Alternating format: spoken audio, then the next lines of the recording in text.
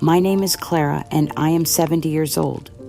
As a public defender for 35 years, I dedicated my professional life to fighting for the wrongly accused, standing as a voice for those who had no one else to speak for them.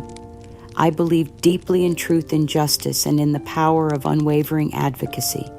But it was in my personal life that I practiced the most profound form of advocacy, always putting my children's needs first, always taking the blame for family misfortunes, whether they were divorces, financial struggles, or simply the ordinary disappointments that life brings to every family.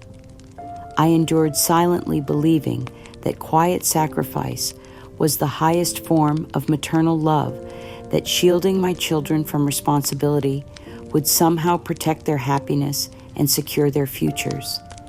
Then, as my health began to fail and arthritis made simple tasks increasingly difficult, I gingerly asked my children for help with daily necessities. David, my eldest son, responded by convening what he called a family conference. But instead of the support I desperately needed, he delivered a public declaration that my needs had become a burden the family could no longer bear. In front of his wife Brenda, my daughter Sarah, and my youngest son, Michael David, launched into a cruel tirade, blaming me for decades of what he called our collective failures, claiming I had poisoned their lives with my negativity and poor judgment. They coldly cut off all contact, abandoning me when I was most vulnerable, leaving me physically frail, and emotionally shattered, my life's purpose and identity brutally negated. Yet, as Sarah feigned pity with crocodile tears, and Brenda dripped venom disguised as concern, something awakened within me that I hadn't felt since my courtroom days. A public defender's fierce drive for justice ignited a cold fury that burned away the fog of self-doubt they had tried to create. What my children didn't know were my secret's meticulously kept personal journals filled with irrefutable dated accounts of their blame shifting and manipulation, and damning audio recordings of their cruel accusations that I had preserved as evidence. My dear friend Eleanor, a retired psychologist, had witnessed much of their treatment firsthand. This time, I wouldn't just endure their abuse in silence. I would reclaim my true narrative, expose their insidious cruelty, and find my own profound self-worth, no matter the agonizing cost. The phone call came exactly 1 week after the family conference that had shattered my world. I had spent those 7 days in a haze of disbelief, replaying David's harsh words over and over, trying to understand how the son I had raised could speak to me with such calculated cruelty. When the phone rang that Tuesday evening, I answered with the desperate hope that perhaps David had realized the magnitude of his mistake and was calling to apologize. Instead, I found myself on a conference call that felt more like a corporate board meeting than a family conversation. David's voice came through the speaker with the cold efficiency of someone conducting unpleasant business, while I could hear Sarah and Brenda murmuring in the background, their presence turning what should have been a private conversation between mother and son into a public tribunal. "Mom," David began, without any of the warmth that had once characterized our relationship, "we've had time to think about what was discussed at the family meeting, and we need to address some practical concerns about your situation." The word situation hit me like a physical blow. I had become a problem to be managed rather than a mother who needed care and compassion from her children. Sarah's voice joined the conversation, carrying that tone of forced patience I remembered from her teenage years, when she was explaining something she considered obvious to someone she thought was too slow to understand. "Mom, we need you to understand that your declining health and increasing needs are placing a significant burden on all of us, both emotionally and financially." Financially. I whispered my voice, barely audible through the confusion and hurt. What financial burden? I've been independent my entire life. I'm only asking for help with things I can no longer do safely myself. Brenda's laugh was sharp and humorless as she inserted herself into the conversation with the authority of someone who clearly felt entitled to pass judgment on my life. Clara, let's be honest here. Your constant negativity and poor judgment over the years have created problems that we're all still dealing with. Every family crisis, every financial struggle, every relationship problem, somehow it all traces back to decisions you made or attitudes you fostered. The accusation was so sweeping and unfair that I felt the breath leave my lungs. In 45 years of motherhood, I had taken responsibility for every mistake, shouldered blame for every disappointment, and sacrificed my own needs to protect my children from the consequences of their choices. Now they were rewriting that history, transforming my sacrifices into evidence of my failures. Michael, Sarah, I said, appealing to my other children with the desperation of someone drowning. Don't you remember when I worked double shifts so you could have summer camp? Don't you remember how I took the blame when your father left, telling everyone it was my fault, so you wouldn't have to carry that shame? My health problems are real, and my love for you has always been boundless. I've never asked you for anything I didn't desperately need. But Michael remained completely silent throughout the call, his refusal to defend me or even acknowledge my words more painful than if he had joined the attack directly. His silence was a vote of confidence in his siblings' version of reality, a tacit agreement that I deserved the treatment I was receiving. David's response was delivered with the kind of calculated cruelty that suggested he had rehearsed these words, preparing to deliver maximum damage with surgical precision. Mom, you need to face facts. You're the reason things always went wrong in our family. Your negativity, your victim mentality, your constant need to be the center of attention. You poisoned our childhoods and continue to poison our adult lives. You're a burden that we simply cannot carry anymore. It's time you learn to take responsibility for your actions instead of expecting us to clean up the messes you've created. Sarah's contribution was delivered with a tone of false sympathy that was somehow more cruel than David's direct attack. Mom, we've all suffered because of your toxic patterns. We need space to heal from the damage you've caused. We can't keep enabling your dysfunction by rushing to help every time you manufacture a crisis. But it was Brenda who delivered the final devastating blow, her voice dripping with venomous satisfaction as she spoke the words that would echo in my mind for months to come. Honestly, Clara, you've always been the source of trouble in this family. This situation with your health is just the culmination of a lifetime of poor choices and manipulative behavior. Don't expect us to clean up your mess this time. We all know whose fault this really is. The silence that followed was broken only by the sound of my own ragged breathing as I tried to process the magnitude of what had just happened. My children, the people I had devoted my life to protecting and nurturing, had just systematically dismantled every sacrifice I had ever made, reframing my love as manipulation and my care as toxicity. Michael finally broke his silence, but only to deliver the administrative details of my banishment. Mom, we've decided collectively that you need to become more independent. Any further attempts to contact us will be considered harassment and disruptive to our healing process. We need you to respect our boundaries and give us the space we need to recover from your negative influence. The call ended abruptly, leaving me sitting alone in my small apartment with the dial tone buzzing in my ear like the sound of my own heart breaking. In the space of 20 minutes, my children had erased 45 years of maternal devotion, transforming me from a loving mother into a toxic burden who deserved abandonment. But the cruelest part was yet to come. Within days, Brenda had begun a whisper campaign throughout our small community, painting me as a manipulative, self-pitying woman who had always been a drain on her family's resources and emotional well-being. She shared carefully edited versions of our family struggles with neighbors and mutual acquaintances, always positioning herself and my children as long-suffering victims of my supposed selfishness and poor judgment. The grocery store clerk, who had known me for 15 years, suddenly spoke to me with careful politeness instead of warm familiarity.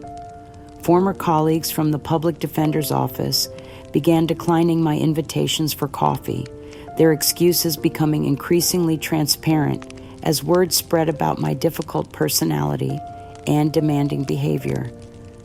I had become a pariah in my own community, isolated not just from my family, but from the social connections that had sustained me through previous difficulties. The life I had built through decades of service to others was being systematically destroyed by people who knew exactly which lies would be most effective in erasing my reputation and credibility. As I sat in my apartment that night, surrounded by photographs of children who no longer acknowledged my existence and memories of sacrifices that had been rewritten as selfish acts, I felt something I had never experienced in 70 years of life, complete and utter abandonment. But I also felt something else stirring beneath the pain and confusion. The same instinct that had driven me to fight for innocent clients in courtrooms across the state was beginning to awaken, reminding me that I was not just a victim of this injustice. I was someone who had spent her entire career learning how to document abuse, gather evidence, and present the truth in ways that could not be ignored or dismissed. My children had made the mistake of assuming that the woman they had spent decades manipulating and scapegoating would simply accept their final verdict without challenge.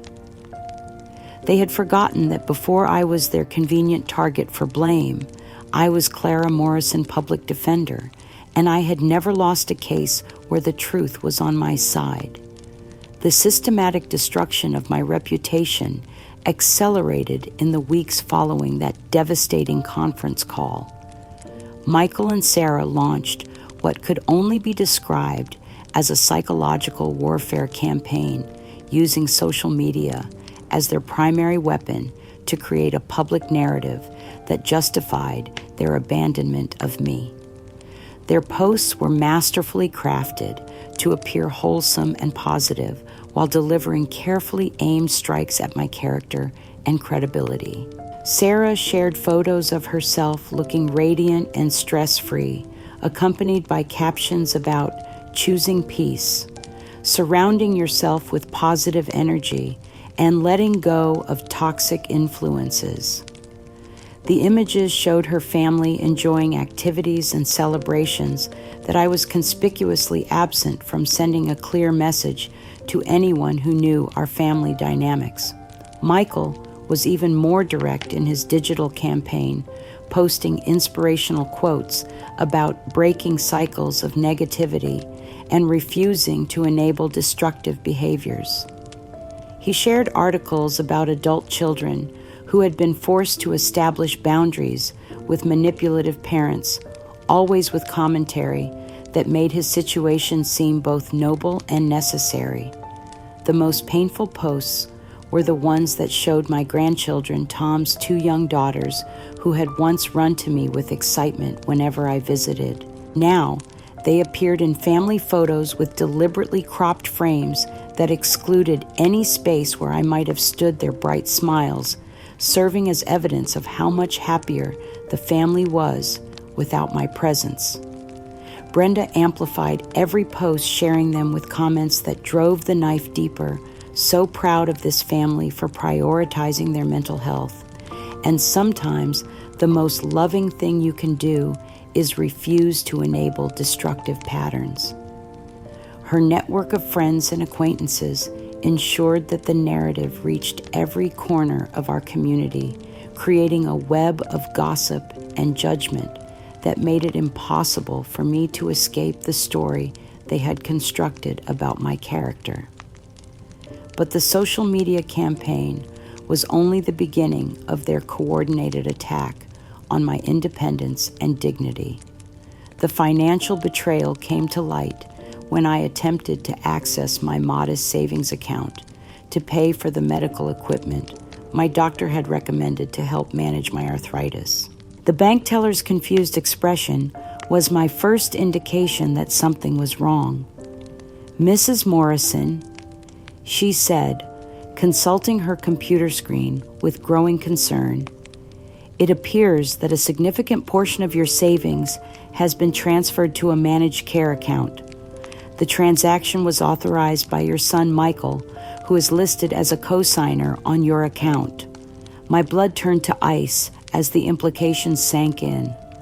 Michael had used his position as emergency contact and co-signer, a role I had given him years earlier for convenience in case of medical emergencies to gain access to my bank accounts.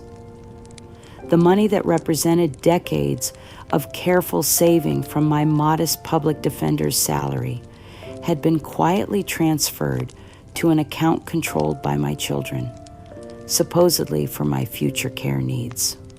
When I confronted Michael about the unauthorized transfer, his response revealed the calculated nature of their financial manipulation. "Mom, we're just being responsible about managing your resources. Given your declining mental state and poor judgment, we felt it was necessary to ensure that your money is properly allocated for your actual needs, rather than wasted on unnecessary expenses." The phrase "declining mental state" was particularly cruel because it echoed language typically used in elder abuse cases I had encountered during my legal career. My own children were employing tactics I had seen used against vulnerable elderly clients, and they were doing it with the confidence of people who believed their victim was too confused or powerless to fight back. Sarah's justification was even more insulting. "Mom, you've never been good with financial planning. We're just making sure you'll have resources available when you really need care, instead of letting you spend money impulsively on things that won't help your situation." The theft of my financial independence was devastating, but it also triggered a memory that I had buried so deeply that I had almost convinced myself it never happened. A memory that made their current greed not just cruel, but cosmically ironic. 22 years ago, Sarah had found herself in legal trouble that would have destroyed her future if the truth had come to light. She had been working as a bookkeeper for a small nonprofit organization that provided services to elderly clients, and in a moment of financial desperation caused by her husband's gambling debts, she had embezzled nearly $15,000 from the organization's emergency fund. The theft was discovered during a routine audit, and the evidence pointed directly to Sarah. She came to me in tears, confessing her crime and begging for help, not money or influence, but legal salvation that only someone with my expertise could provide. What I did next violated every ethical principle I had sworn to uphold as an officer of the court. I used my knowledge of legal procedures and evidence requirements to create a false alibi for Sarah, claiming that I had been handling the organization's finances as a volunteer, and that the missing money was the result of my own bookkeeping errors rather than deliberate theft. I spent months constructing an elaborate cover story, creating falsified documents that supported my claims of negligence, and even paid the full amount of the stolen money from my own retirement savings to prevent further investigation. The nonprofit, grateful to recover their funds and avoid the scandal of prosecuting a respected public defender's daughter, agreed to settle the matter quietly. Sarah never knew the full extent of what I had done to save her. She thought I had simply helped her negotiate a favorable settlement and loan her money to make restitution. But I had essentially confessed to a crime I didn't commit and paid the financial penalty for theft I didn't perpetrate, all to protect my daughter's future and reputation. The irony was overwhelming.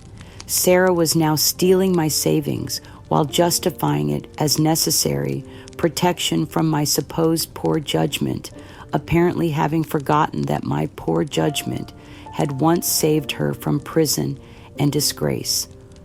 The money she was taking from me included funds I had never been able to replenish because of the sacrifice I had made to cover her crime. But that wasn't the only painful irony embedded in their current treatment of me. As I sat in my apartment reading through old journals I had kept during my children's difficult transitions into adulthood, I was reminded of another sacrifice that made David's accusations of negativity and toxicity particularly cruel. When my husband left us, David was 15 years old and struggling with anger and depression that manifested in destructive behavior and academic failure. The divorce proceedings were ugly and public, with my ex-husband making accusations about my character that echoed painfully in David's current attacks on my personality and judgment. I could have defended myself publicly, could have revealed the real reasons for our marriage's failure, and cleared my reputation at my ex-husband's expense.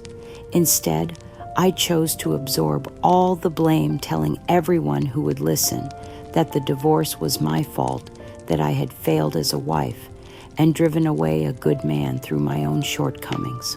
I made this choice because David's therapist had warned me that children of divorce often blame themselves for their parents' separation, and that having a clear villain in the story, even if it was his own mother, might protect David's psychological development by giving him someone external to be angry with, rather than turning that anger inward. For 20 years, I had carried the shame of a marriage failure that wasn't entirely my fault, accepting blame and judgment from friends and community members who believed I had destroyed my family through selfishness and poor character. I had sacrificed my reputation to protect my son's emotional stability, believing that someday he would understand and appreciate the choice I had made. Now David was using that same narrative of my supposed failures and negative influence to justify abandoning me in my time of greatest need. The son I had protected by accepting public shame was now adding his own voice to the chorus of blame, apparently having convinced himself that the lies I told to protect him were actually the truth about my character. The manipulation campaign escalated when Michael presented me with what he called a solution to our family's difficulties. Speaking with the patronizing tone of someone explaining complex concepts to a confused child, he outlined a plan that would supposedly address everyone's concerns about my care and independence. "Mom," he said, during a brief phone call that felt more like a business negotiation than a family conversation, "we've been talking, and we think the best approach would be for you to formally appoint David and me as your legal guardians. This would allow us to make decisions about your care and finances without the constant back and forth that's been so stressful for everyone." The proposal was presented as a compassionate solution to my supposed cognitive decline, but I recognized it for what it actually was, a legal mechanism that would strip away my remaining independence and give my children complete control over my life and resources. Additionally, Michael continued, "We think it would be helpful if Brenda could serve as an intermediary for all family communications. She has experience dealing with difficult personalities from her work in social services, and she might be able to help facilitate better understanding between us. The suggestion that all contact with my own children would have to be filtered through Brenda, the woman who had been most vocal in her contempt for me, was so insulting that I almost laughed. They were asking me to surrender my legal rights and accept a system of communication that would give my daughter-in-law veto power over my relationships with my own family. As I hung up the phone after rejecting their generous offer, I realized that this wasn't just about money or convenience. This was about power and control, about rewriting the family narrative in a way that positioned me as the source of all problems and them as the long-suffering heroes who had finally found the courage to protect themselves from my toxic influence. But they had made one crucial miscalculation in their campaign to erase my agency and dignity. They had forgotten that I wasn't just a convenient scapegoat or a source of emergency funding. I was a trained legal professional who had spent decades learning how systems of power could be used to protect the vulnerable or exploit them. And for the first time since this nightmare began, I was beginning to understand that I didn't have to be the victim in this story. I could choose to be the advocate instead. The legal papers arrived on a Thursday morning, delivered by a process server who looked embarrassed to be serving a restraining order to a frail 70-year-old woman. The document filed by Michael on behalf of the Morrison family painted me as a dangerous stalker who had been harassing my own children with erratic behavior and unwanted contact. The restraining order was a masterpiece of legal manipulation, using language that made my desperate attempts to maintain family relationships sound like criminal behavior. My phone calls were described as repeated harassment. My requests for help with daily tasks were characterized as manipulative demands, and my expressions of hurt over their treatment were reframed as emotional abuse and intimidation. The order prohibited me from coming within 500 feet of Michael, Sarah, or their families, effectively making me a criminal if I attempted to see my own grandchildren or even enter the neighborhoods where my children lived. It also included a provision that banned me from any form of indirect contact, meaning I couldn't send letters, gifts, or messages through mutual friends. The cruelest aspect of the restraining order was that it had been filed in the courthouse where I had worked for 3 decades, processed by clerks and judges who knew me as a respected advocate for justice and truth. My professional reputation, which had survived countless difficult cases and contentious trials, was now permanently stained by the official record that I was considered dangerous to my own family. But Michael hadn't been content with legal banishment. The restraining order was filed on the same day that he made a public Facebook post explaining his family's need for legal protection from my increasingly unstable behavior. The post was written with the careful language of someone who understood how to create maximum damage while maintaining plausible deniability. Sometimes loving someone means accepting that they're not capable of healthy relationships, Michael wrote.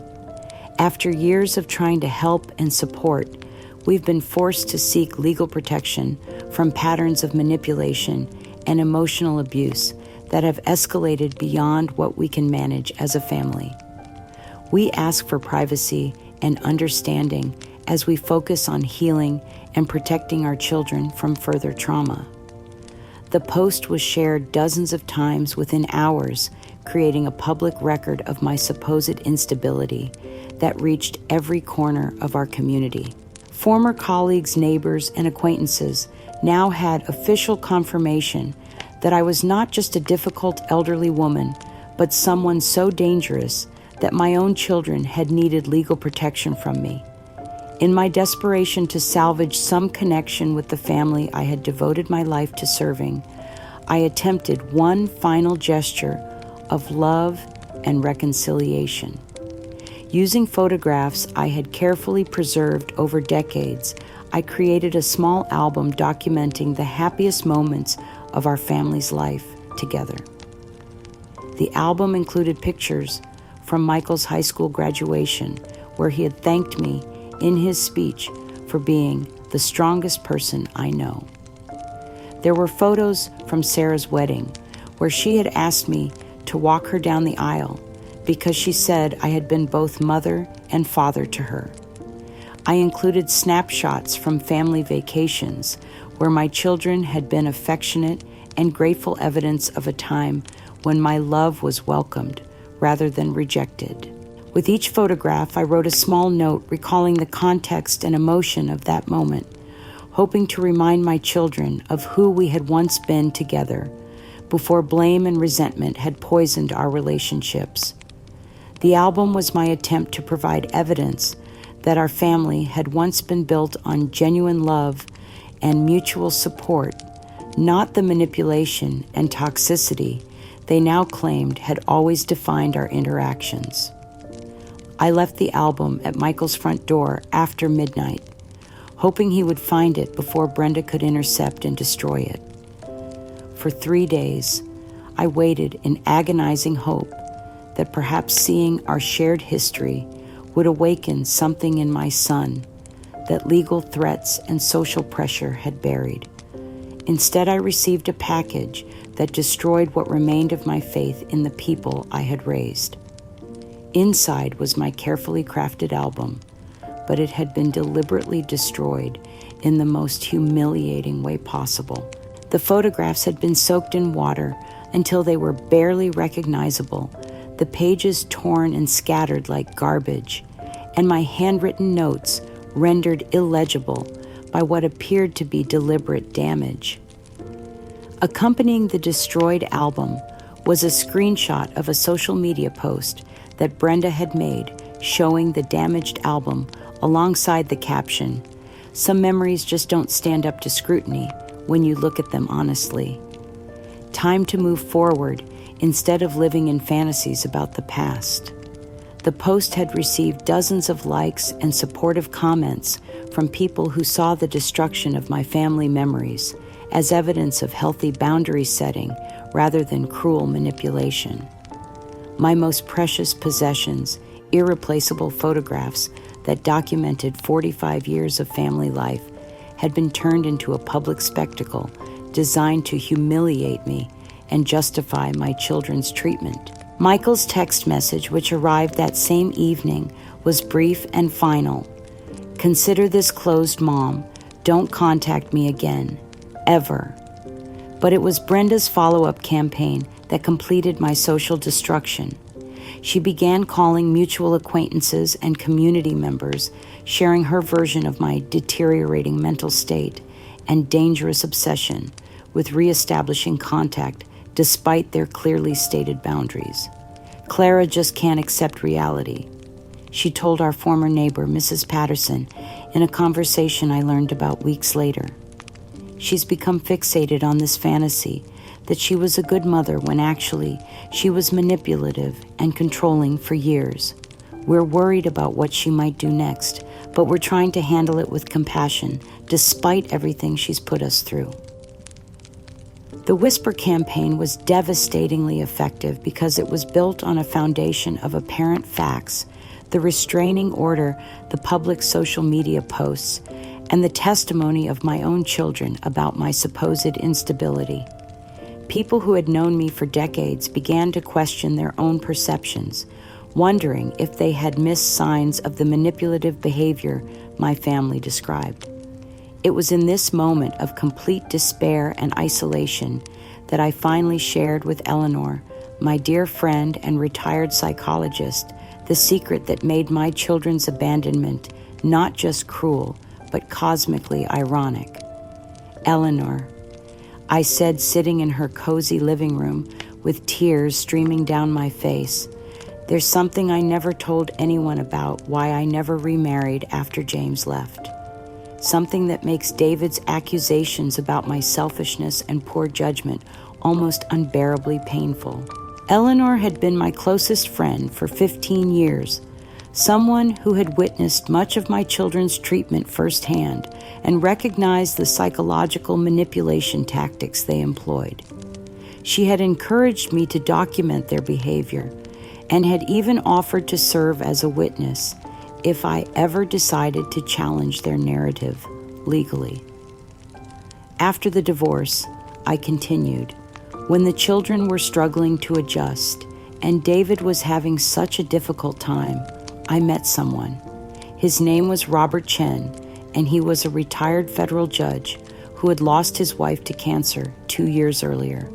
We met at a legal conference, and for the first time since my marriage ended, I felt like I had found someone who truly understood and appreciated me. The memory of Robert was still vivid after all these years.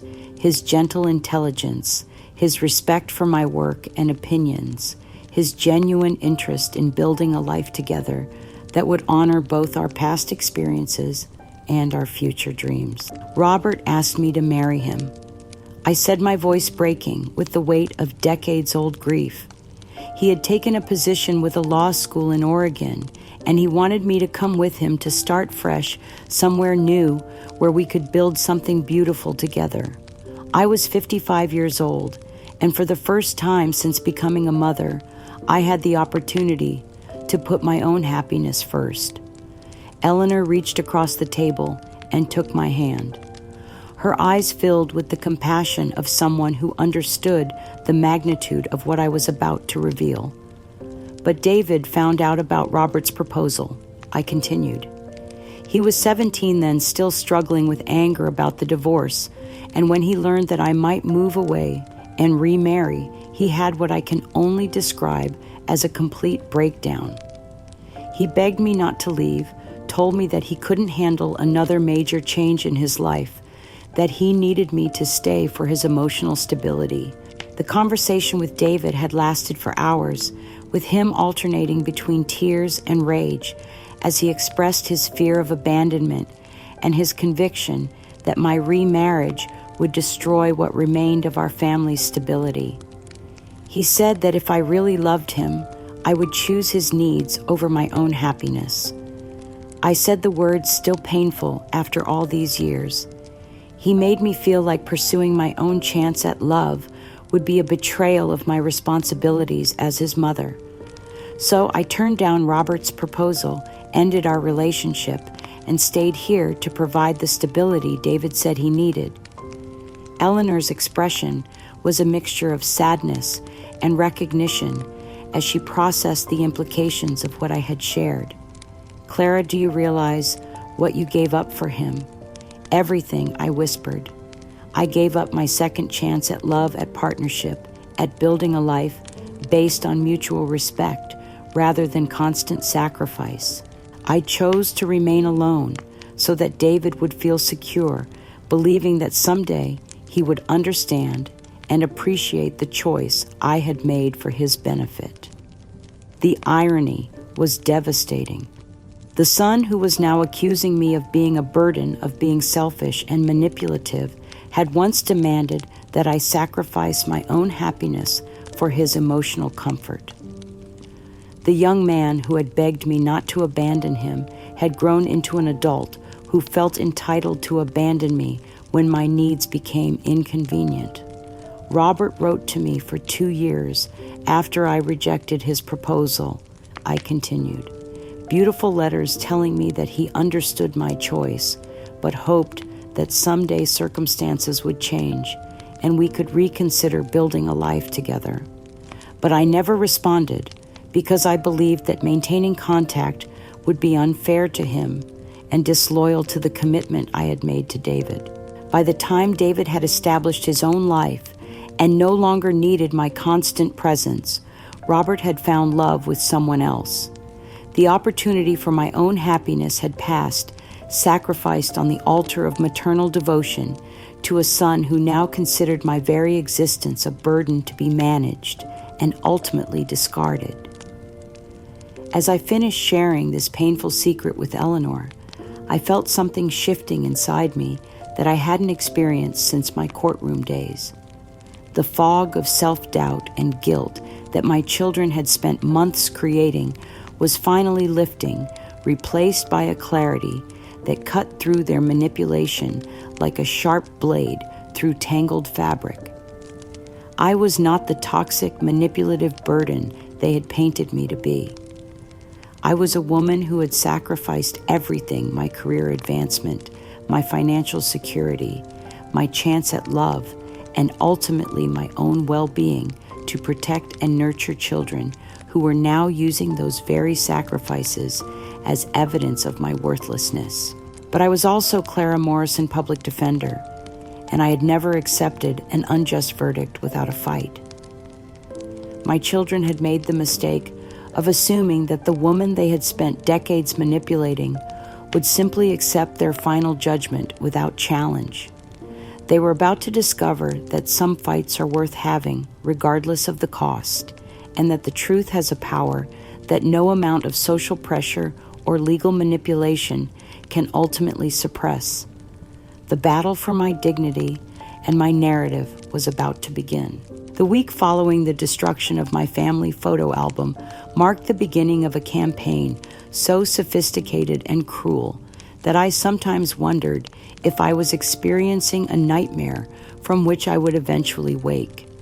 David and Brenda had transformed the restraining order from a simple legal document into the foundation for a comprehensive assault on my reputation and standing in the community. The community safety awareness meeting was announced through flyers distributed throughout our neighborhood, carefully worded to create maximum impact while maintaining plausible deniability. Protecting our families, recognizing warning signs of unstable behavior in our community, read the headline, accompanied by text that spoke about the importance of supporting families dealing with difficult relatives who might pose safety concerns. The meeting was held at the community center, where I had volunteered for charity drives and voter registration campaigns for 15 years. As I watched from my apartment window, I saw dozens of neighbors filing into the building, including people who had once counted me as a friend and colleague. David and Brenda stood at the entrance, greeting attendees with the somber authority of people providing a public service. I never attended the meeting, but Mrs. Patterson, our former neighbor, called me the next day with a voice full of uncomfortable pity. "Clara, dear," she said, "I thought you should know that people are saying some very concerning things about your behavior. David and Brenda seem so worried about you, and they mentioned that you've been having some difficulties since your health started declining." The genius of their approach was that they never mentioned my name directly or made specific accusations that could be challenged. Instead, they created a framework of concern and fear that allowed attendees to draw their own conclusions about the unstable individual who was causing problems for her long-suffering family. Within days, the effects of their campaign became visible in every interaction I had with community members. The grocery store clerk, who had chatted warmly with me for years, now processed my purchases with nervous efficiency, avoiding eye contact and conversation.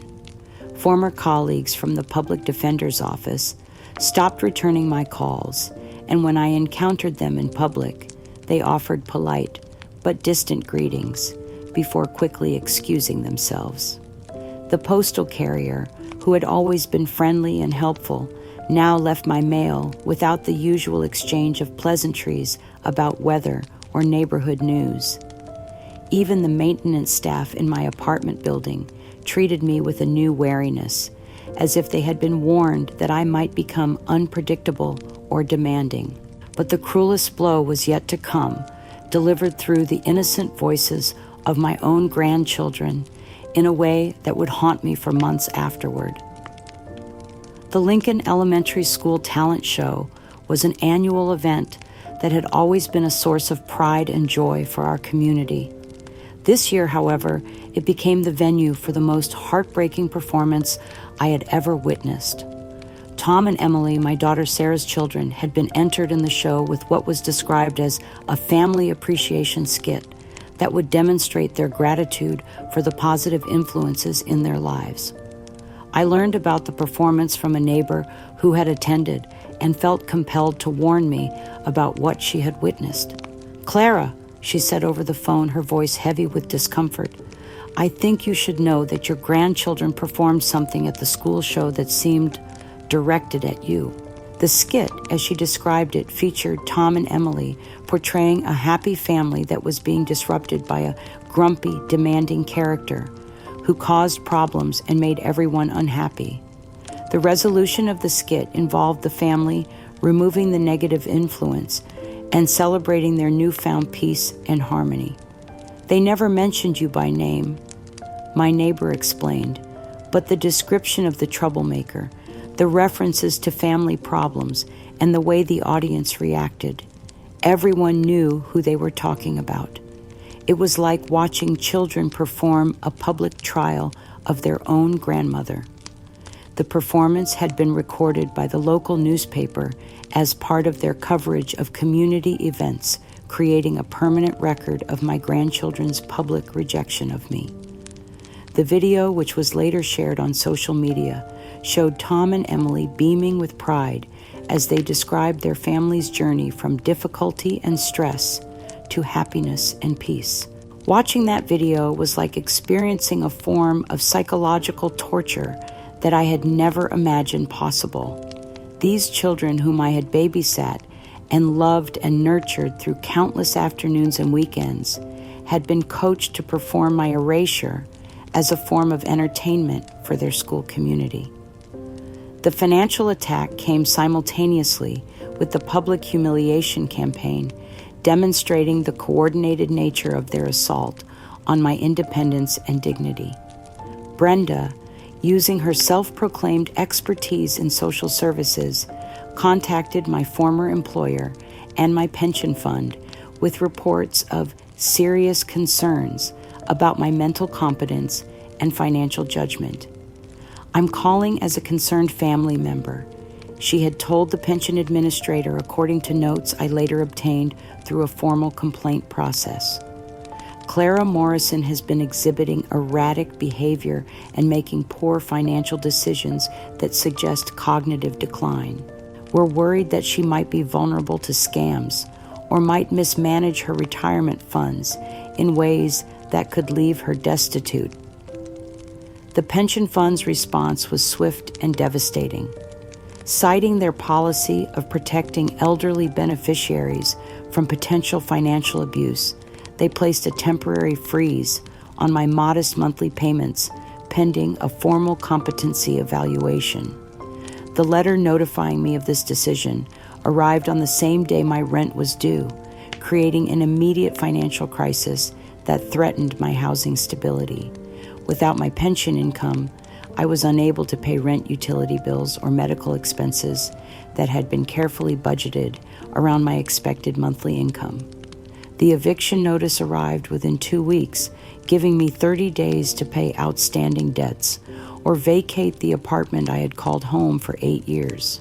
The combination of social ostracism, family rejection, and financial destitution created a perfect storm of psychological pressure that began to affect my mental clarity in ways that terrified me. For the first time in my 70 years, I began to question my own perceptions and memories, wondering if perhaps my children were right about my supposed instability and poor judgment. Late at night, alone in my apartment, with unpaid bills scattered across my kitchen table, I would reread my journals and listen to my audio recordings, desperately seeking confirmation that my version of events was accurate. But the constant gaslighting from my family, combined with the community's apparent acceptance of their narrative, created moments of profound self-doubt that shook my confidence in my own sanity. Maybe I am the problem, I wrote in my journal during one particularly dark night. Maybe I have been manipulative and demanding without realizing it. Maybe my children are protecting themselves from something real and harmful about me that I can't see. The physical effects of this psychological torment were immediate and visible.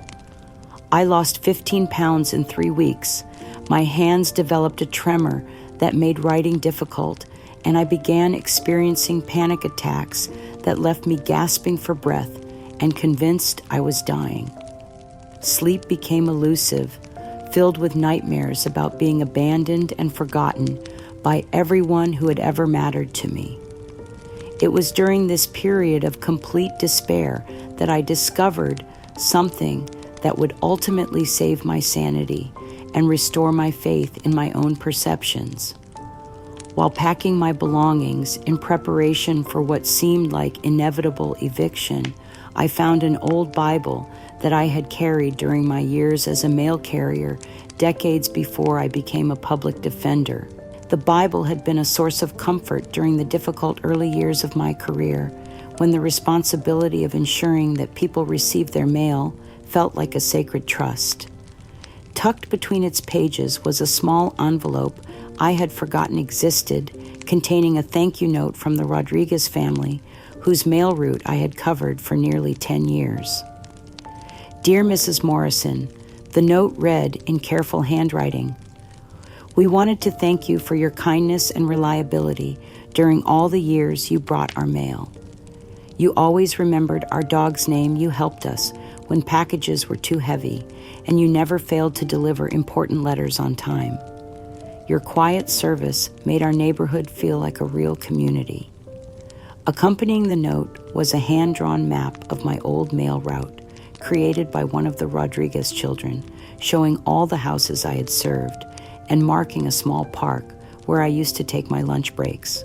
At the bottom of the map, in a child's careful printing, were the words, "Thank you for taking care of us." That simple thank you note, preserved in a Bible I had carried for decades, became a lifeline that connected me to a version of myself that existed before my children's campaign of destruction. It was tangible proof that I had once been valued and appreciated, that my service to others had been genuine and meaningful, that the woman my children described as toxic and manipulative was not the complete truth of who I was. For the first time in months, I felt a flicker of the determination that had once driven me to fight for justice in courtrooms across the state. The battle for my dignity was far from over, but I was no longer fighting it alone. I had evidence, I had documentation, and most importantly, I had my own voice, even if no one seemed willing to listen to it yet. The woman who had spent her career advocating for the voiceless was about to become her own most important client. The Adult Protective Services investigation that would ultimately seal my fate began with a phone call I never expected to receive. Mr. Gerald Peterson, the caseworker assigned to evaluate my situation, spoke with the practiced efficiency of someone who had conducted thousands of similar assessments. "Mrs. Morrison," he said, "we've received multiple reports expressing concern about your welfare and your ability to care for yourself safely. I'll need to conduct a comprehensive evaluation of your living situation and support network to determine what services might be appropriate."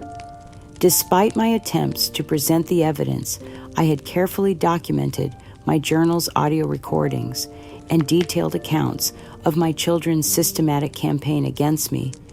Mr. Peterson's evaluation was heavily influenced by the narrative that David, Sarah, and Brenda had constructed around my supposed incompetence and declining mental state. "Your children have expressed significant concern about your judgment and decision-making abilities," he explained during our interview, consulting a file that apparently contained their statements about my behavior. They've documented instances of erratic conduct, financial mismanagement, and what they describe as obsessive behavior toward family members who have clearly requested space. The restraining order, which had been filed using language that made my desperation sound like dangerous stalking, became crucial evidence in Mr. Peterson's assessment. The fact that my own children had sought legal protection from me was interpreted as confirmation that I posed some form of threat to their safety and well-being. My attempts to explain the context behind their accusations, the decades of sacrifice, the systematic theft of my savings, the coordinated campaign to destroy my reputation, were noted in Mr. Peterson's report as paranoid ideation and difficulty accepting responsibility for her role in family conflicts. The final determination came in the form of an official letter that transformed me from an independent woman into a ward of the state. Based on our comprehensive evaluation, we have determined that Clara Morrison lacks the capacity to provide for her own care and safety. Due to the absence of willing and able family support, she will be placed under the guardianship of Adult Protective Services and transferred to a state-approved care facility. The irony was devastating. My children's abandonment, which they had orchestrated as punishment for my supposed burden on their lives, was now being used by the state as justification for removing my independence entirely. Their refusal to provide support was interpreted not as cruelty, but as evidence that I was too difficult to manage in a family setting. The transfer to the care facility was conducted with all the dignity of a criminal being transported to prison. I was given 30 minutes to pack a single suitcase with personal belongings, while state workers inventoried my apartment and made arrangements for the disposal of possessions I had accumulated over 7 decades of life. My public defender's badge, which I had treasured as a symbol of my career dedicated to justice, was deemed unsuitable for the care environment and confiscated along with my legal pads and journals. The documentation I had carefully preserved as evidence of my children's abuse was classified as obsessive hoarding and removed from my possession.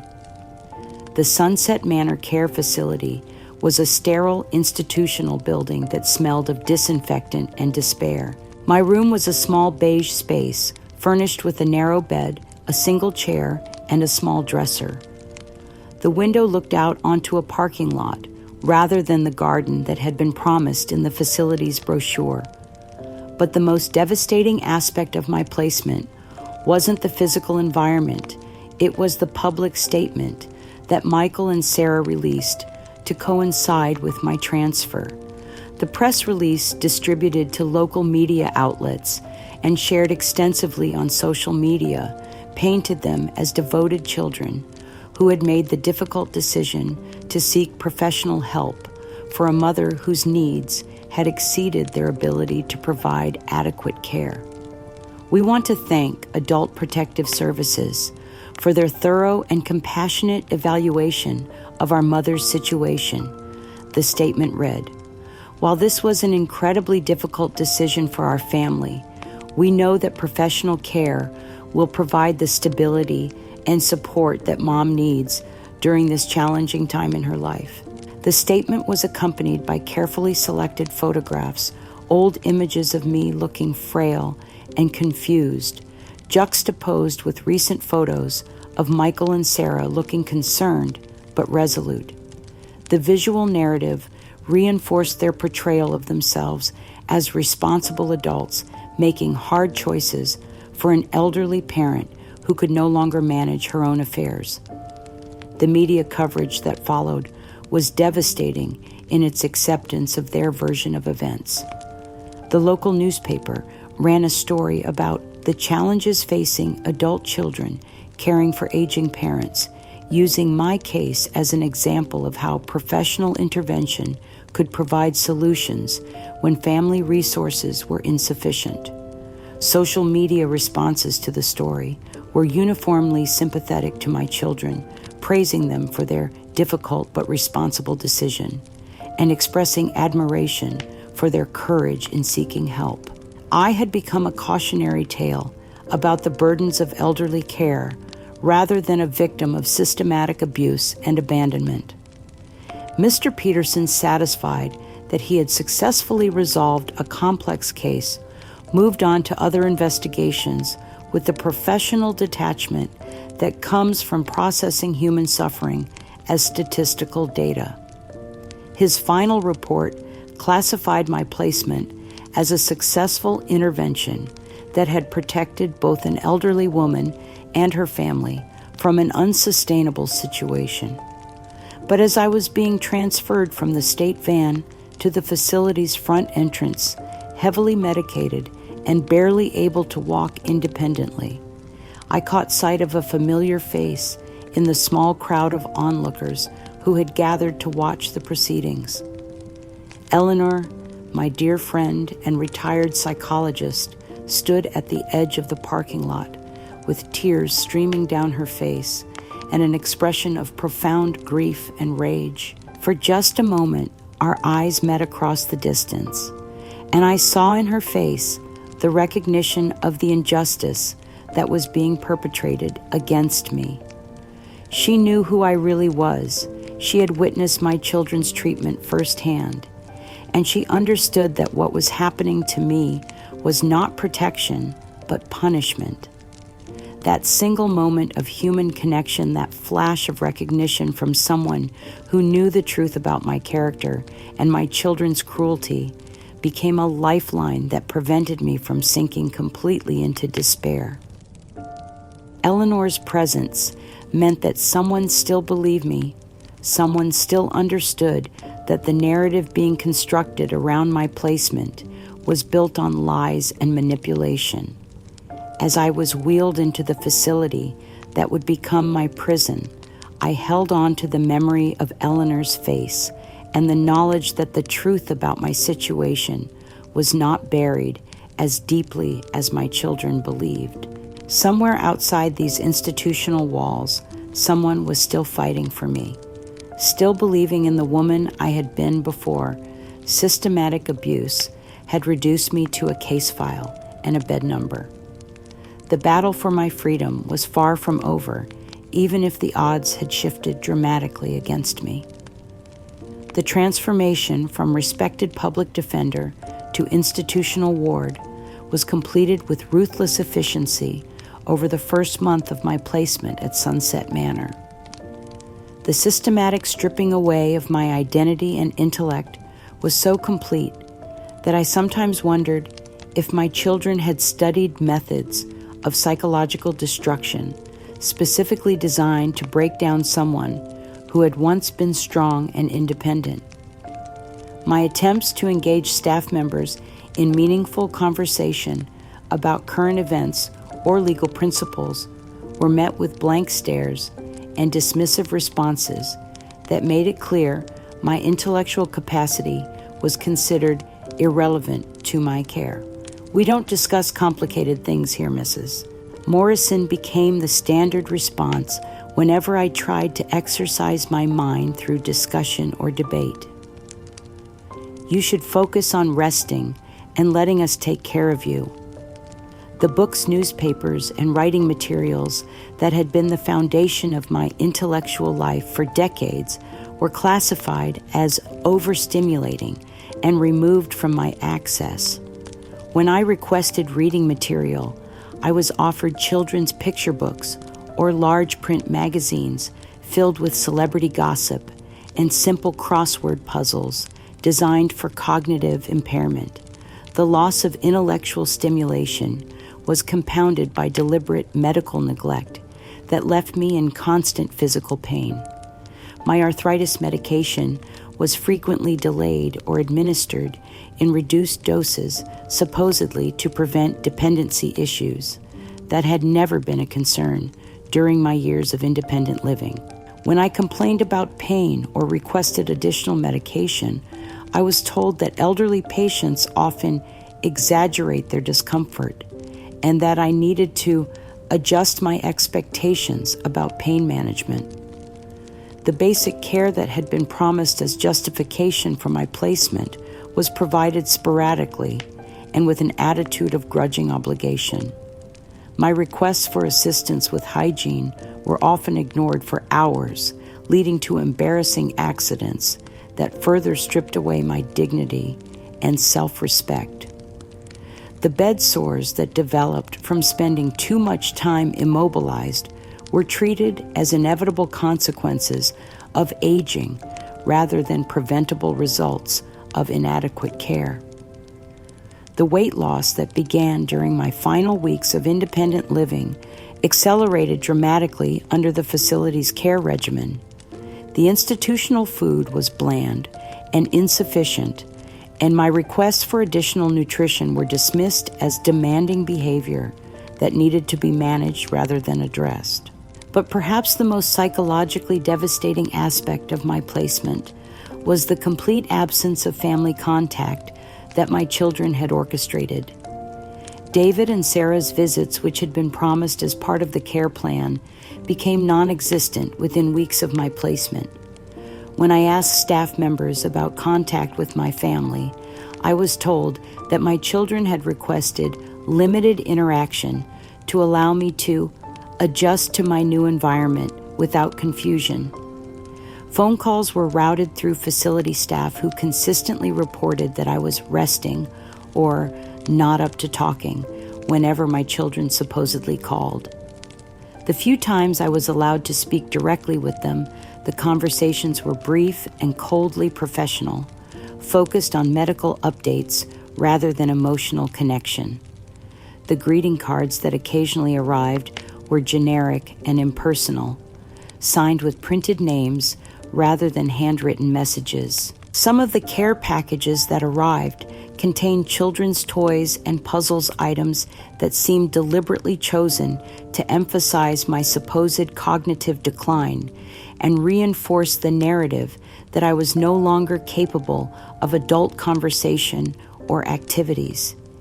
But it was Brenda's calculated cruelty that provided the most painful reminders of what I had lost. A photograph arrived in the mail showing Michael, my grandson, receiving a Young Leaders Award at his high school. Brenda's accompanying note, written in her distinctive handwriting, read, "So proud of Michael for breaking free from negative influences and building such a positive future for himself." The message was clear. My family was thriving without me, and my absence was not just tolerated, but celebrated as a liberation from my toxic influence. The grandson who had once spent weekends at my house learning about justice and integrity was now being praised for his ability to overcome the damage I had supposedly caused to his development. Eleanor's attempts to visit me became a source of both hope and frustration, as facility staff consistently denied her access using rotating excuses about my health scheduling conflicts or facility policies.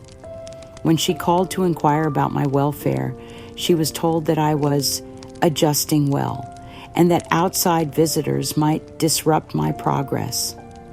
Her growing frustration with the facility's barriers to communication became evident in her increasingly heated conversations with staff members. On one occasion, I overheard her arguing with the head nurse about her right to visit a friend who had specifically requested her company. Clara Morrison is a retired public defender who has been illegally isolated from her support network.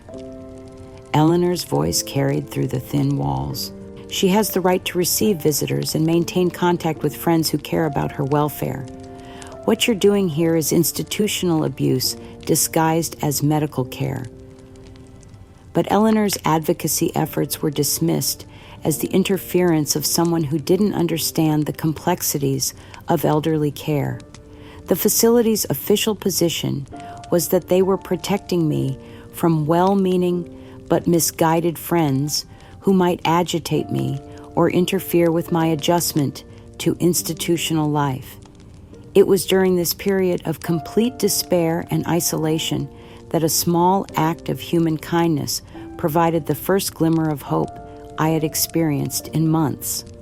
Maria Santos, a young nursing aide who had recently started working at the facility, quietly left a discarded newspaper in my room during her evening rounds. The newspaper was several days old and had been marked for disposal, but Maria had noticed my interest in the headlines and my attempts to read whatever printed material I could access. On the front page was a small article about a legal victory achieved by a public defender in a nearby county, someone who had successfully overturned a wrongful conviction after years of persistent advocacy. The article included a quote from the victorious attorney: "Fighting for the voiceless is not just a job. It's a calling that requires us to persist, even when the system seems designed to silence truth and protect injustice. Every person deserves someone who will stand up for them when they cannot stand up for themselves." Reading those words, I felt a connection to my former self that had been systematically eroded during months of institutional dehumanization. I had once been that kind of advocate, someone who fought for truth and justice, regardless of personal cost or popular opinion. The woman I had become medicated, isolated, and dependent was not the complete truth of who I was. For the first time since my placement, I felt a flicker of the determination that had once driven me to challenge unjust verdicts and defend innocent clients. Maria's simple act of compassion had reminded me that I was still Clara Morrison, public defender, and that my training in advocacy and evidence gathering had not been erased by institutional neglect. The battle for my freedom would require more than anger or desperation. It would require the strategic thinking and methodical approach that had once made me effective in courtrooms across the state. And for the first time in months, I began to believe that such a battle might still be possible. The realization that I still possessed the skills and determination to fight for my freedom marked the beginning of a desperate campaign to document and expose the systematic abuse that had stripped away my independence and dignity. Despite my physical frailty and the institutional barriers designed to silence me, I began to employ the same methodical approach to evidence gathering that had once made me effective in challenging unjust prosecutions. Using scraps of paper and pencils that I carefully hoarded from occasional craft activities, I began to reconstruct a timeline of events that demonstrated the coordinated nature of my children's campaign against me. I documented specific dates, conversations, and actions that revealed the deliberate nature of their abandonment and the false premises that had justified my institutional placement. My attempts to correspond with Eleanor, former legal colleagues, and even Mr. Peterson were systematically sabotaged by facility staff who had apparently received explicit instructions about monitoring my communications.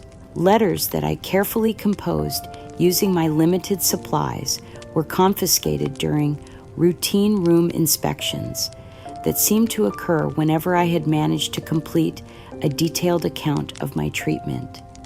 The facility's single payphone, which was supposedly available for residents to maintain contact with the outside world, was consistently out of order when I attempted to use it, or I was told that I would need to wait days or weeks for my turn to make a call.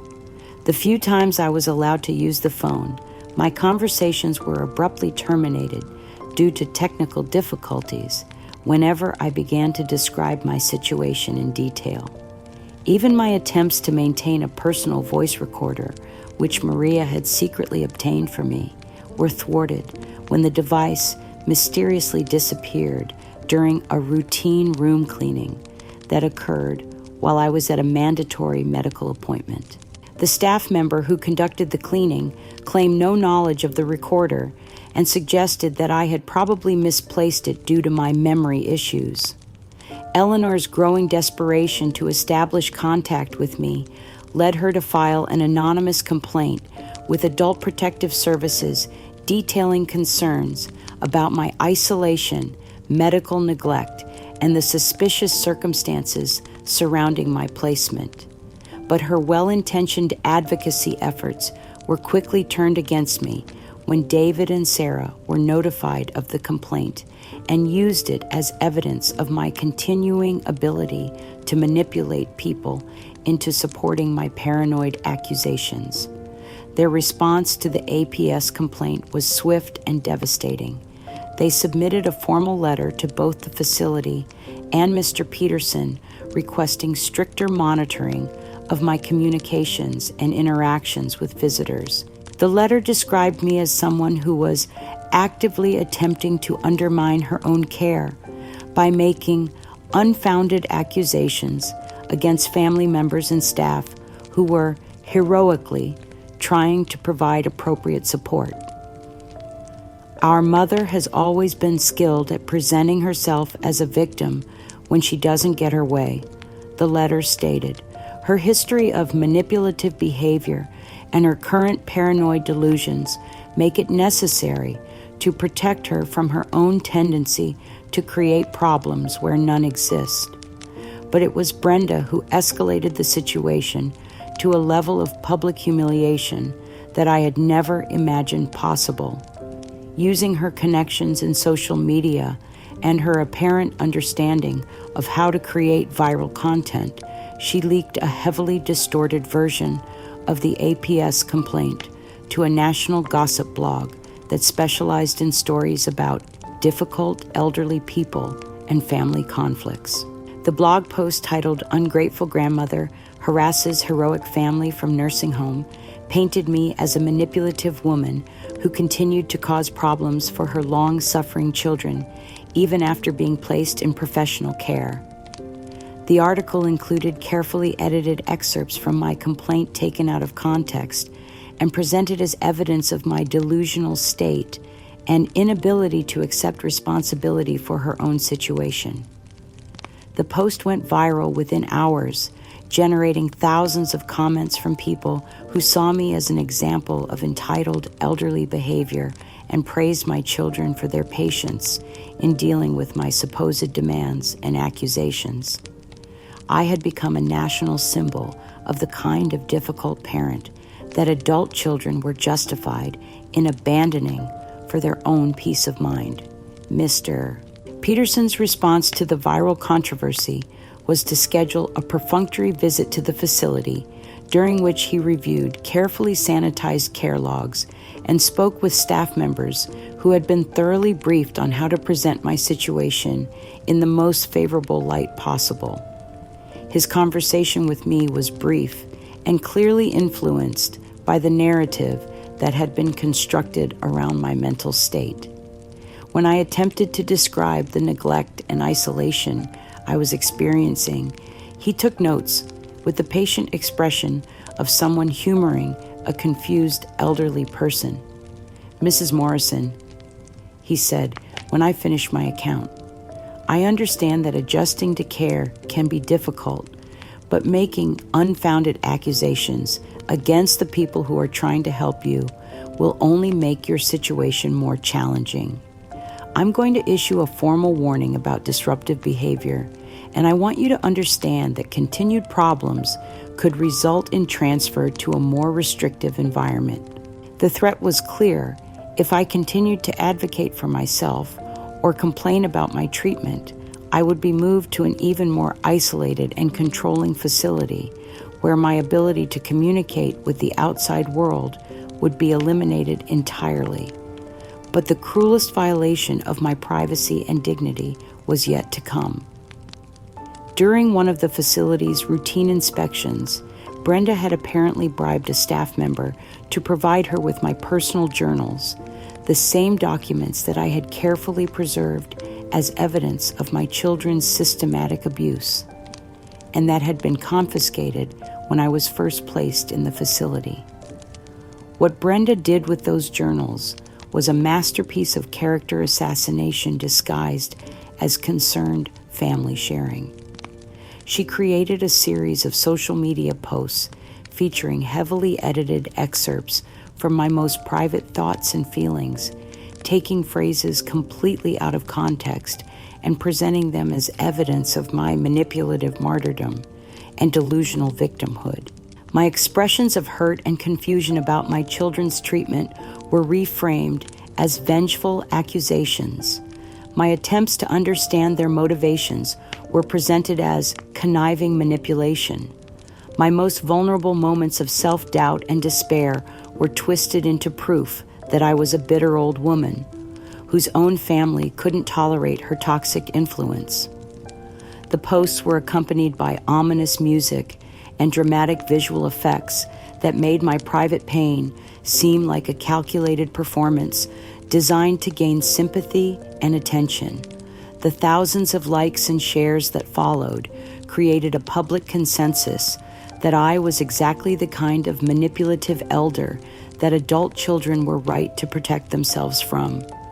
The violation of having my most private thoughts and feelings exposed and distorted for public entertainment was devastating beyond anything I had previously experienced.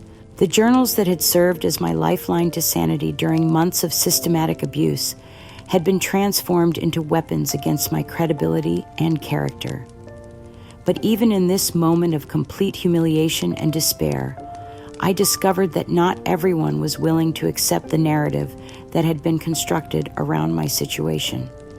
Maria Santos, the compassionate nursing aide who had provided me with the newspaper that rekindled my hope, had been quietly documenting the discrepancies between my family's public statements and their actual behavior during visits to the facility. Her handwritten notes kept in violation of facility policies recorded instances of my children's coldness and indifference during their rare visits, their explicit instructions to staff about minimizing my care, and their apparent satisfaction with my deteriorating condition. Maria's observations provided an objective witness to the cruelty that had been hidden behind public performances of dutiful concern. As I lay in my narrow bed that night, listening to the sounds of institutional life around me and processing the magnitude of what had been done to my reputation and dignity, I felt something stirring within me that I hadn't experienced since my courtroom days. It was the recognition that injustice, no matter how sophisticated or well-funded, always contains the seeds of its own exposure. My children had made the mistake of assuming that completely silencing my voice would eliminate the threat I posed to their constructed narrative. But they had forgotten that truth has a way of surfacing through unexpected channels, and that the most dangerous opponents are often those who have been pushed so far that they have nothing left to lose. The final battle for my freedom and dignity was about to begin, and this time I would not be fighting alone. Eleanor's determination to expose the injustice being perpetrated against me had grown into a focused campaign that drew upon her decades of experience as a social worker and her deep understanding of how institutional systems could be manipulated to silence vulnerable people. Working with a legal aide who specialized in elder abuse cases, she filed an emergency petition that compelled Adult Protective Services to conduct a full, independent review of my case. There are too many inconsistencies in the original assessment, Eleanor argued during her presentation to the APS Review Board. Clara Morrison was a respected public defender for 35 years, someone who built her career on documentation and evidence. The idea that she would suddenly become incompetent without clear medical cause, while simultaneously being abandoned by children who had previously relied on her for financial and emotional support, suggests a pattern of elder abuse rather than cognitive decline. The emergency hearing was held in a conference room at the county courthouse, the same building where I had once argued cases and fought for justice. As I was wheeled into the room by Maria Santos, who had volunteered to accompany me during her off-duty hours, I felt a mixture of hope and terror that this might be my final opportunity to reclaim my voice and my dignity.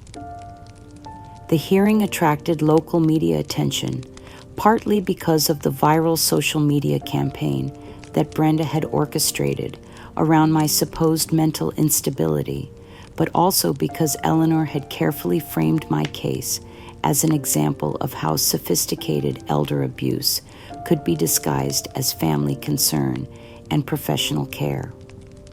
Mr. Peterson sat at the head of the conference table, flanked by 2 additional APS supervisors who had been brought in to ensure the review was conducted without bias. Michael and Sarah were present with their attorney, looking confident and prepared to defend their actions as necessary interventions for a mother who had become too difficult to manage. But Eleanor had prepared a surprise that would shatter their carefully constructed narrative. Before we begin, Eleanor announced, "I want to present evidence that was illegally confiscated from Mrs. Morrison when she was placed in institutional care. This evidence was recovered from her personal belongings and demonstrates the true nature of the family dynamics that led to her placement." She placed a small digital voice recorder on the table, the same device that had mysteriously disappeared from my room during a routine cleaning. Eleanor explained that she had retrieved it during a visit to the facility when staff members were distracted by a medical emergency involving another resident. "What you're about to hear," Eleanor said, her voice carrying the authority of someone who had spent decades advocating for vulnerable people, "are unedited recordings of phone conversations between Mrs. Morrison and her children during the months leading up to her institutional placement. These recordings reveal the systematic emotional abuse and deliberate abandonment that was disguised as concern for her welfare."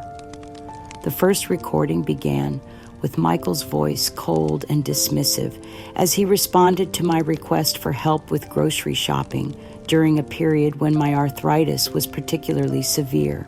"Mom, you're always exaggerating your problems." His voice filled the conference room with crystal clarity. "You managed to take care of yourself for 70 years, so I don't understand why you suddenly need constant help with everything. We all have our own lives and responsibilities to deal with." The second recording captured Sarah's response to my request for emotional support during the anniversary of my husband's death, a day that had always been difficult for me to navigate alone.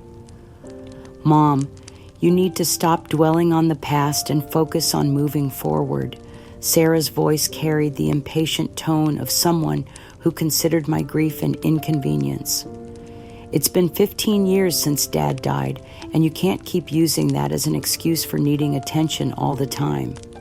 But it was the third recording that provided the most damning evidence of their coordinated campaign against me.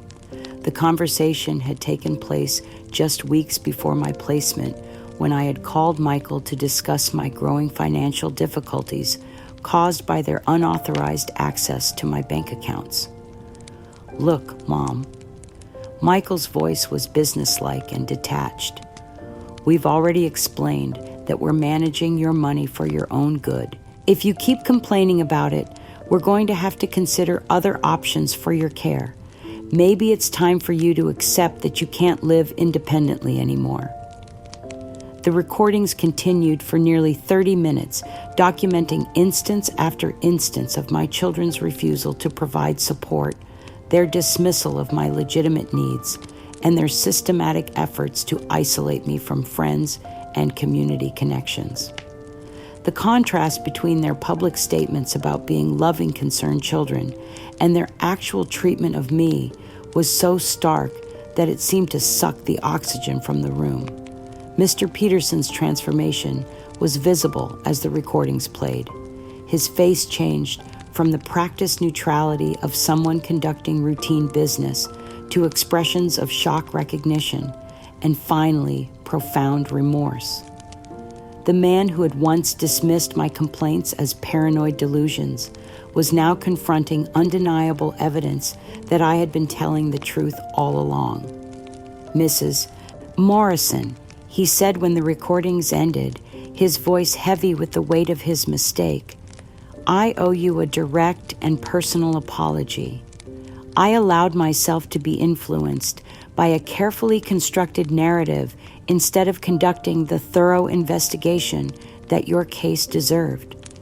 The evidence presented here clearly demonstrates that you were the victim of systematic elder abuse, not the source of family problems that your children claimed you to be." His acknowledgement of the injustice was profound and public, witnessed by media representatives who would ensure that the truth about my situation reached the same audience that had been exposed to Brenda's character assassination campaign. But the most devastating moment came when Michael heard his own voice expose the callousness and indifference that he had hidden behind public performances of dutiful concern. As the recordings played, his composed demeanor began to crumble, replaced by visible agitation and defensive anger that revealed the true nature of his character. "This is taken out of context," he said, his voice rising with desperation as he realized the implications of what everyone was hearing. "You don't understand the stress we were under, trying to deal with Mom's constant demands and her refusal to accept help." But as more recordings played, documenting months of dismissive treatment and deliberate neglect, Michael's psychological facade collapsed entirely. He began to lash out at everyone in the room, blaming Brenda for encouraging his harsh treatment of me, accusing Eleanor of manipulating the evidence, and even suggesting that the recordings had been doctored or fabricated. "You're all ganging up on me," he shouted, his face flushed with rage and shame. "I did the best I could for her, but she was impossible to deal with. She made our lives miserable with her constant complaining and her need for attention." His public breakdown was both vindicating and heartbreaking for me to witness. This was the son I had raised, the young man I had sacrificed my chance at remarriage to protect, and he was revealing himself to be someone consumed by selfishness and incapable of accepting responsibility for his cruelty. Sarah's reaction was quieter, but equally telling. She sat silently throughout the hearing, avoiding eye contact with me and visibly struggling with the weight of what was being revealed about her family's treatment of me. When the recordings captured her own dismissive responses to my requests for support, tears began streaming down her face as she confronted the reality of her complicity in my abandonment. Tom, my youngest son, had remained largely silent during the months of my institutional placement, but his presence at the hearing and his visible shame as he listened to the evidence suggested that he was beginning to understand the magnitude of what had been done to me. As the hearing concluded with Mr. Peterson's commitment to conduct a full investigation and review my placement, I felt something I hadn't experienced in over a year. Hope.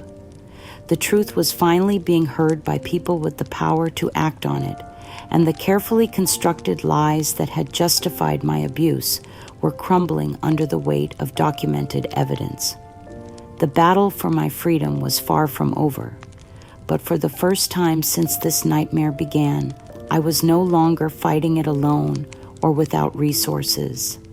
The voice that had been systematically silenced was finally being heard, and the justice I had spent my career fighting for was finally within reach. The APS ruling that followed the emergency hearing was as comprehensive as it was devastating for my children. After reviewing the voice recordings, examining the facility's care logs, and interviewing staff members, including Maria Santos, the review board issued a decisive judgment that would fundamentally alter the power dynamics that had governed my life for the past year. Based on overwhelming evidence of elder neglect, abandonment, and systematic abuse, the official ruling stated, we find that Michael Morrison, Sarah Morrison Chen, and Thomas Morrison failed in their legal and moral obligations to provide appropriate care for their mother, Clara Morrison. They are hereby legally mandated to assume full financial and practical responsibility for Mrs. Morrison's care, including immediate placement in a high-quality facility of her choosing or provision of in-home care services if she prefers to return to independent living. The ruling also included formal sanctions that would follow my children for years to come. They were placed on the state's elder abuse registry, making them ineligible for certain professional licenses and volunteer positions. The judgment required them to pay substantial fines and restitution, and most importantly, it restored my legal autonomy and decision-making authority over my own life and care. But the impact of the ruling extended far beyond my personal situation. Eleanor and the legal aid had carefully documented the systematic failures at Sunset Manor, and their evidence had triggered a broader investigation that exposed widespread neglect and abuse at the facility. The local news investigation that followed painted a devastating picture of institutional indifference and deliberate neglect that had affected dozens of elderly residents. Other families came forward with stories of loved ones who had deteriorated rapidly under the facility's care of medications that were withheld or improperly administered, and of staff members who treated residents with callous disregard for their dignity and well-being. The facility faced severe penalties, including the revocation of its state licensing and potential criminal charges against administrators who had knowingly allowed the abuse to continue. The investigation became a cautionary tale about how easily institutional care could become institutional neglect when proper oversight was absent. Michael's response to the ruling was a letter that arrived at Eleanor's house 3 days after the hearing, written in handwriting, that showed the tremor of someone whose world had completely collapsed. The letter was 23 pages of desperate, rambling text that revealed the depth of his psychological breakdown and his belated recognition of what he had done to me. Dear Mom, the letter began, I don't know how to begin to apologize for what I've done to you, for what I've become for the son who was willing to let his own mother suffer in silence rather than acknowledge his failures as a human being. The letter continued with painful honesty about how Brenda had influenced his thinking, convincing him that I was a burden rather than a person deserving of love and care. He described the gradual process by which he had rationalized increasingly cruel behavior, telling himself that I was manipulative and demanding rather than simply aging and in need of support. I became someone I don't recognize, he wrote. The boy you raised to value justice and compassion was replaced by a man so selfish and weak that he was willing to sacrifice his own mother's dignity for his own convenience.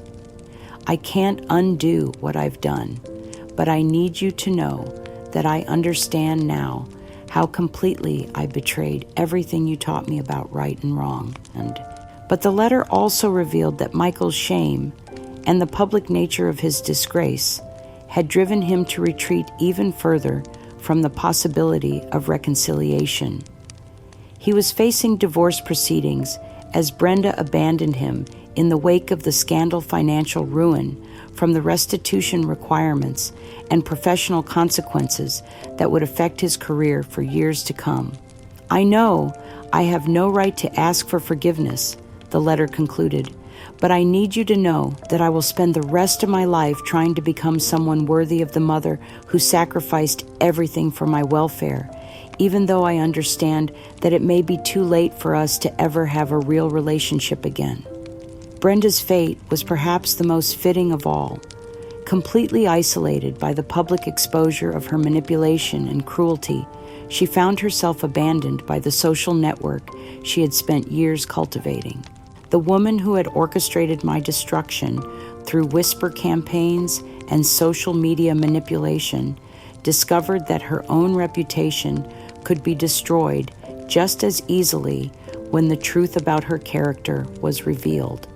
She had moved out of state, apparently unable to tolerate the social consequences of her actions in a community where her role in my abuse was now public knowledge. Her ambitions for social status and influence had been permanently thwarted by the very techniques she had used to destroy others. But it was Sarah's response that provided the most hope for eventual healing and reconciliation. 3 days after the APS ruling, she appeared at Eleanor's house, unannounced, her face swollen from crying and her usual composure completely shattered. "I don't know how to face her," Sarah told Eleanor, her voice breaking with the weight of her guilt and shame. "I don't know how to apologize for becoming someone who could abandon my own mother when she needed me most. But I have to try because I can't live with who I've become." Sarah's path to making amends began with practical actions that demonstrated her commitment to change. She arranged for my immediate transfer from Sunset Manor to a private care facility that she researched and selected based on my preferences and needs. She hired private nursing staff to ensure that I received the kind of attentive, respectful care that had been denied to me for months. More importantly, she began the difficult work of rebuilding trust through consistent, genuine expressions of remorse and dedication to my welfare. Her visits were no longer duty calls marked by impatience and condescension, but genuine attempts to reconnect with the mother she had allowed herself to forget I was. "Mom," she said during one of our early conversations after my transfer, "I know that saying sorry isn't enough, and I know that I have to earn your trust back through my actions, not just my words. But I want you to know that I remember who you were before we let greed and selfishness poison our judgment.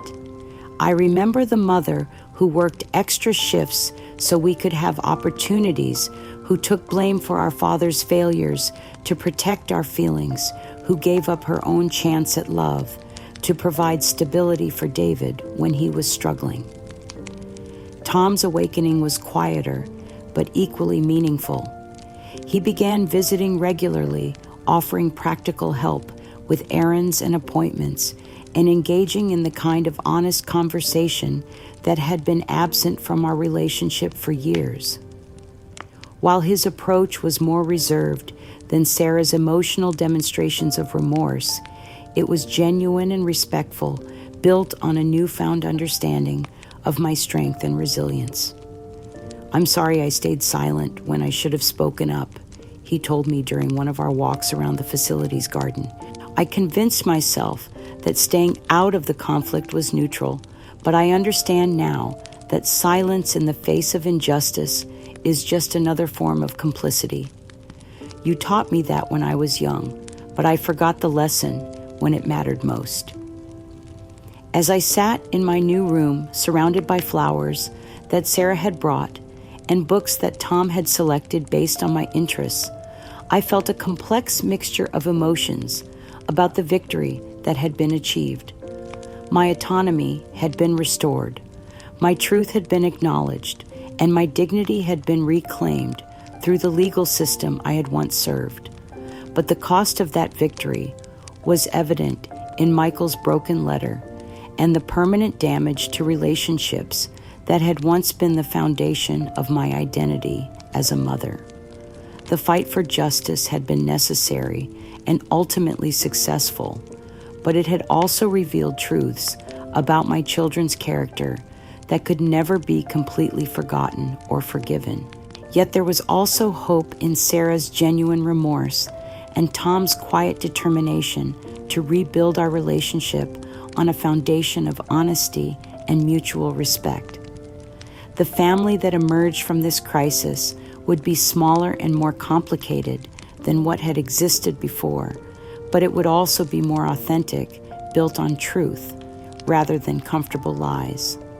The woman who had once accepted blame for everything to preserve family harmony had learned that sometimes the most loving thing you can do is refuse to enable destructive behavior, even when that refusal costs you everything you thought you valued most.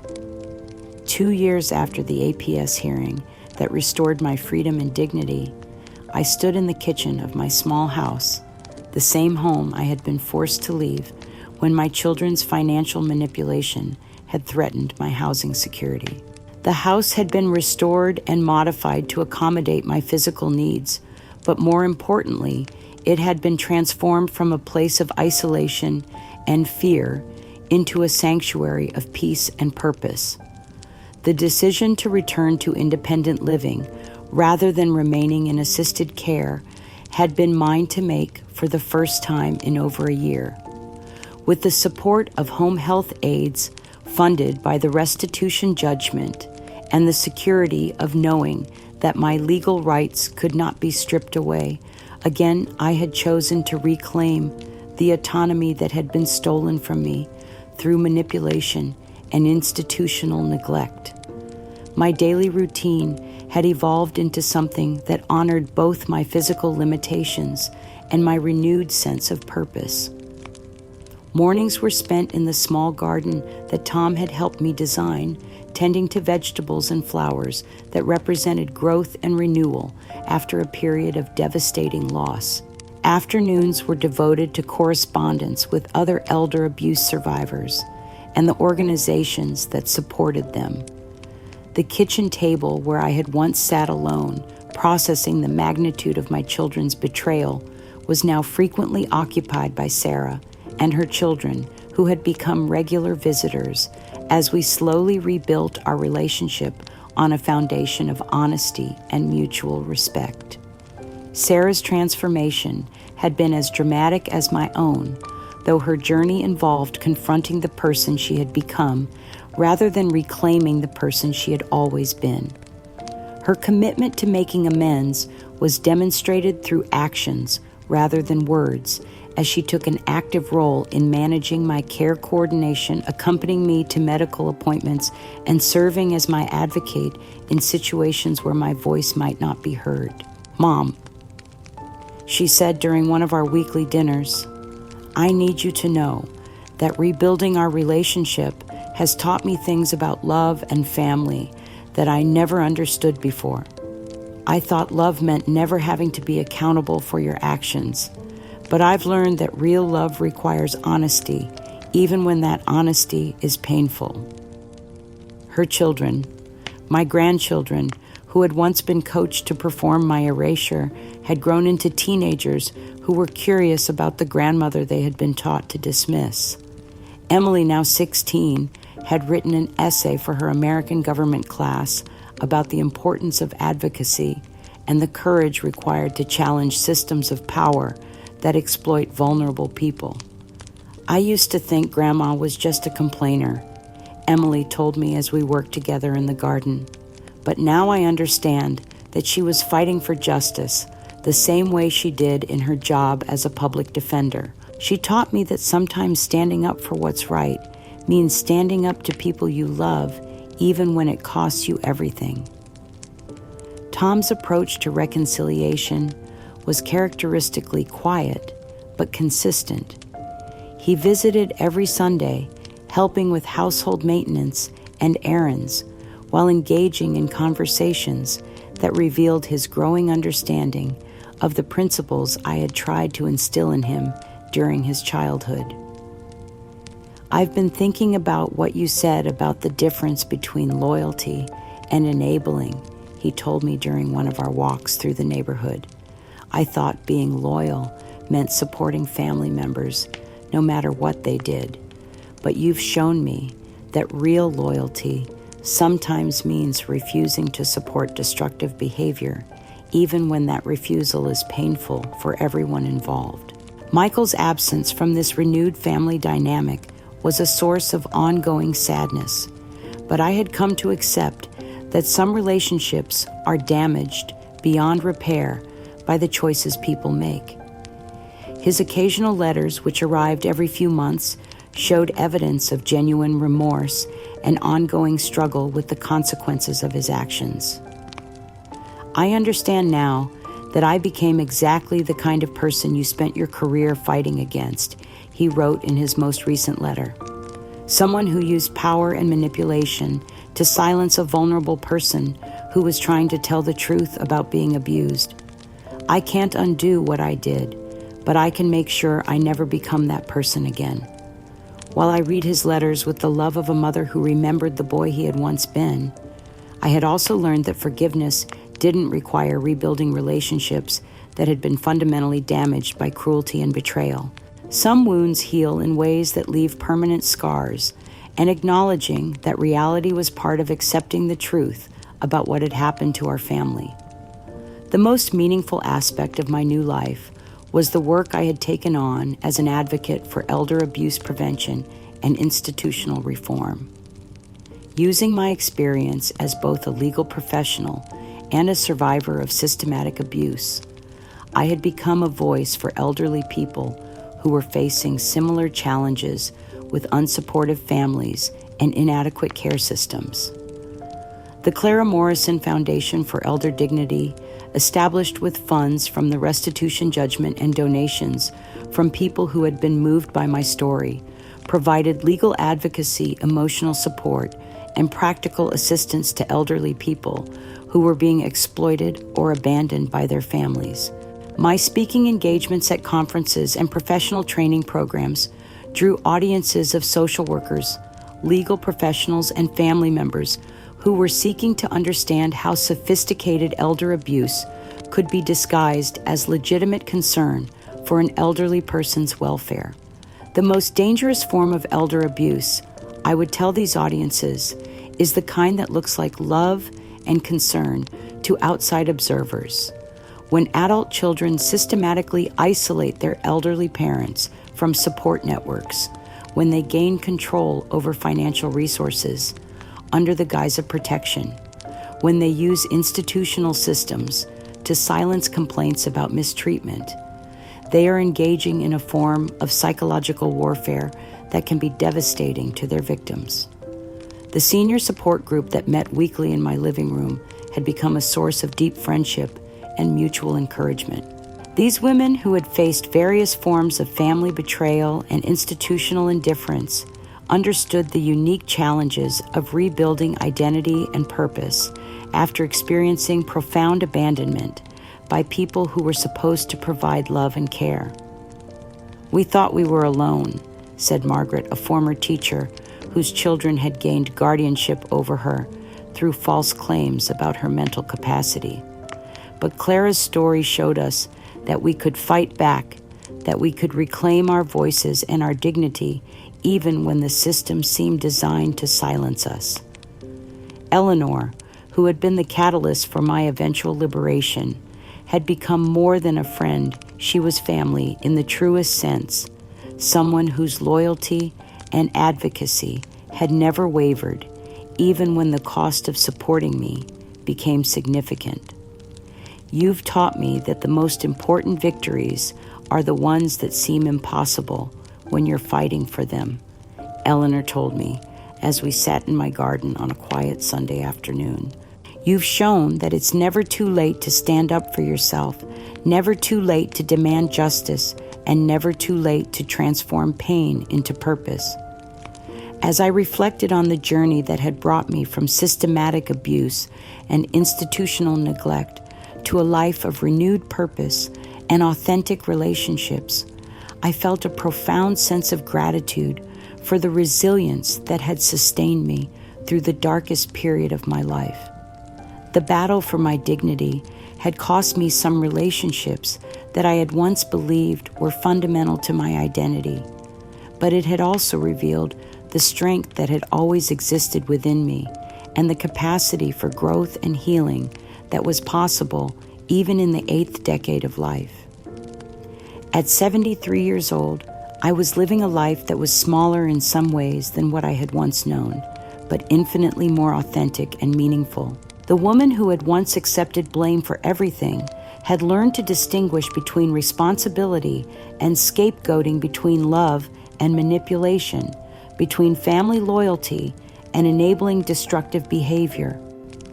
The voice that had been systematically silenced had become a powerful advocate for justice and dignity, proving that the most profound victories are often won by people who refuse to accept defeat, even when every rational assessment suggests that defeat is inevitable.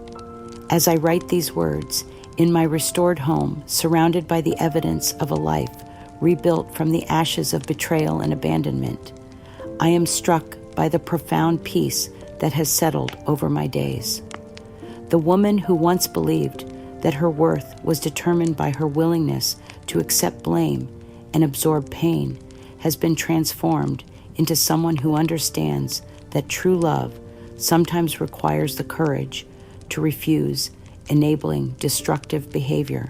My home, which was once threatened by my children's financial manipulation and nearly lost to their systematic campaign of isolation, has become a sanctuary where authentic relationships flourish alongside a renewed sense of purpose. Sarah visits regularly with her children, our bond stronger for having been rebuilt on honesty rather than comfortable lies. Tom provides quiet, consistent support that demonstrates his commitment to being the son I raised him to be. Even Michael's distant letters show evidence of genuine growth, though I have learned that forgiveness doesn't always require reconciliation. The work I have taken on as an advocate for elder abuse survivors has given my life meaning that extends far beyond my personal victory over injustice. Through the Clara Morrison Foundation, through speaking engagements and support groups, through the simple act of being living proof that it is possible to reclaim dignity after systematic abuse, I have transformed my pain into purpose and my isolation into connection with others who needed to know they were not alone. The greatest lesson I have learned through this ordeal is that our worth is not dependent on other people's recognition or approval, even when those people are our own children. I discovered that family bonds, while precious, cannot be preserved through silence when abuse threatens to destroy the very people those bonds are meant to protect. Sometimes the most loving thing you can do is refuse to enable behavior that harms everyone involved, even when that refusal costs you relationships you believed were fundamental to your identity. My story is testament to the truth that will ultimately prevail over deception, but only if someone is willing to pay the price required to defend it. Elder abuse thrives in silence and isolation, but it cannot survive exposure and accountability.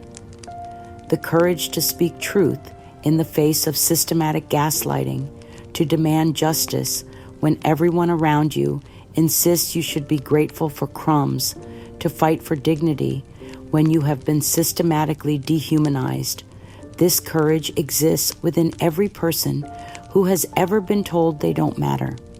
For those who may face similar battles, I offer this counsel: your voice matters, your truth is valid, and your dignity is not negotiable. The people who truly love you will support your fight for justice, even when that fight is difficult and inconvenient. Those who abandon you when you refuse to accept abuse were never the source of love you believed them to be. I am 73 years old, and I have learned that the most profound freedom comes not from having others validate your worth, but from knowing that worth is inherent and unshakable. The battle for my dignity revealed not just the cruelty that can exist within families, but also the resilience that exists within the human spirit, and the capacity for growth and healing that persists even in the face of devastating betrayal.